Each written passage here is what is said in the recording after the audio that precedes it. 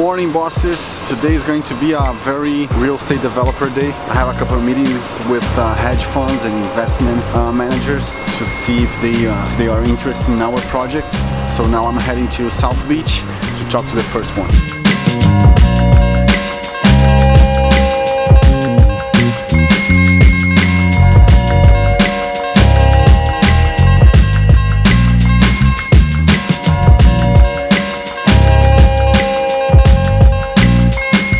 A real estate developer is much more complex than one might think.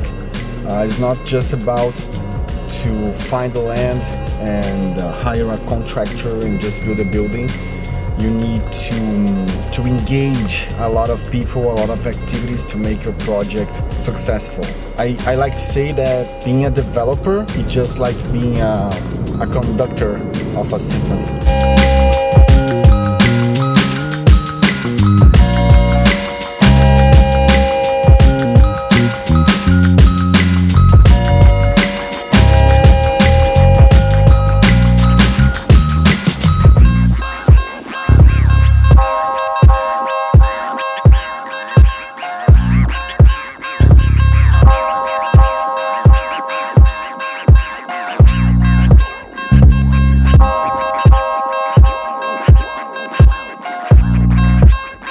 This was the first project we did here.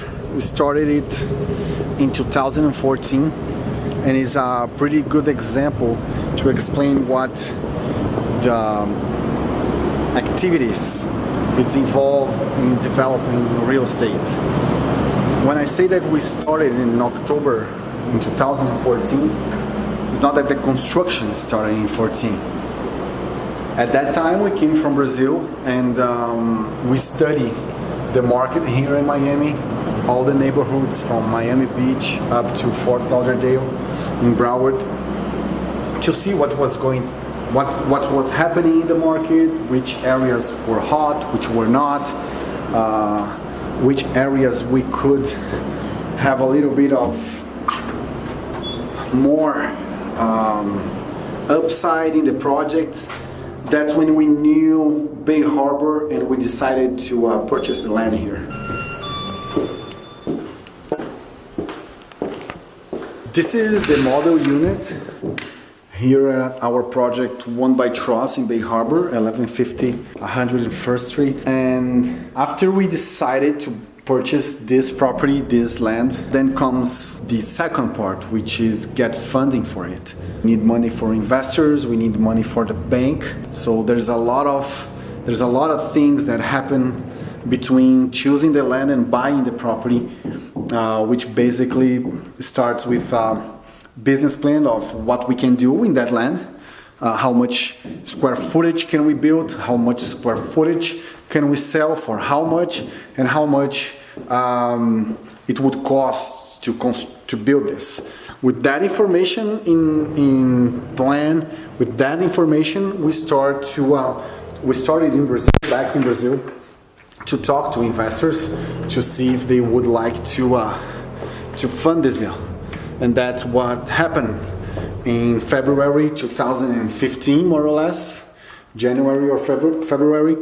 We got the money with investors, and then we went to the bank to get a construction finance, or at least a letter of intention of a construction finance. And then we actually purchased the land. After doing that, then we had to hire the architect, decide who would be the best person to design the building and to prepare everything that we needed to in order to have something to sell, to pre-sell actually, to design and to define the product, exactly what it was. So then we hired the architect, they designed the building, and after approving it in the city, which would take about, here in Bay Harbor, 6 to 8 months to do everything from hire the architect and have the approval, then we had to hire the marketing company to prepare all the materials so we can start pre-selling, because it was a condition of the bank to finance the construction only if we had 50% sales in the building. So that's what we did.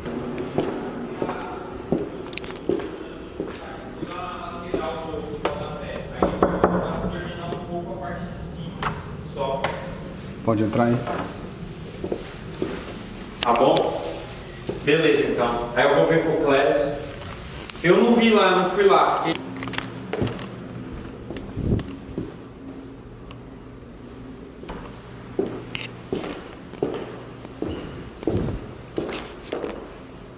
This unit here we already sold to a Brazilian buyer. They are coming to close it on the 27th, and it's pretty good. It's pretty good. There's something that needs to be fixed there. And handling the selling team is not easy also, because in the end I work for our investors and to make the best for the project, because when the project goes well, everybody goes well. So that's actually one of the reasons that even though I have a license, a real estate license, I don't sell my own projects, because in the end, when I do a project, when I develop a project, I need the best for the project, and I can't consider myself the best person to sell everything here, because you cannot be specializing in everything. So I have projects here in Bay Harbor, one in Hollywood, one in Lighthouse Point. There's no way someone can handle all of that by themselves. And the most important thing is that if the agent, the broker, the realtor cannot sell my properties, my projects, I need to hire a new person, so I cannot have conflict of interest. So in every project that we do, I always hire an outside agent. That is not myself. There's no connection with me at all in terms of business. That is only focused in selling that property. So when we got here, we started with one company, they didn't perform. We went to another company, they performed for a while, the contract expired, they could not sell anything anymore, so we changed it again for that project. The new company stood there 1 year, made one sale, and then we changed it again. So it was four companies to sell that project. It's a small project, but the market got very tough in the last 3 years.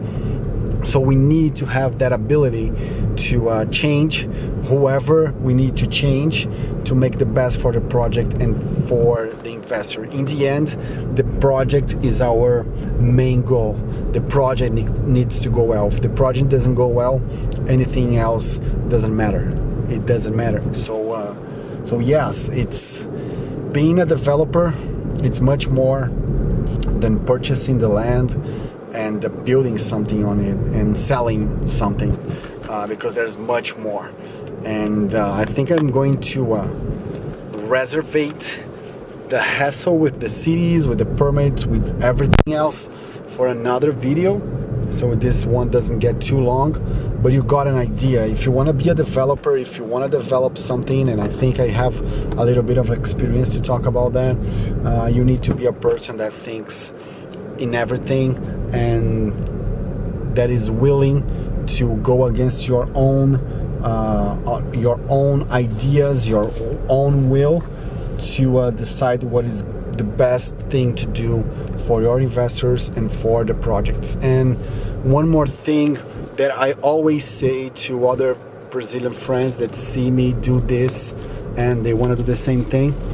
I come from a financial background, and I come from a market or markets where your investors, sometimes they won and sometimes they lose.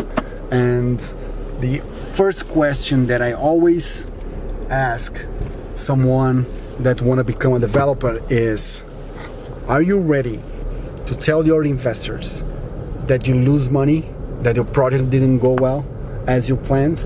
If you're not, if you don't have the stomach for it, if you don't have the responsibility for it, then you shouldn't be a developer. You should do something else.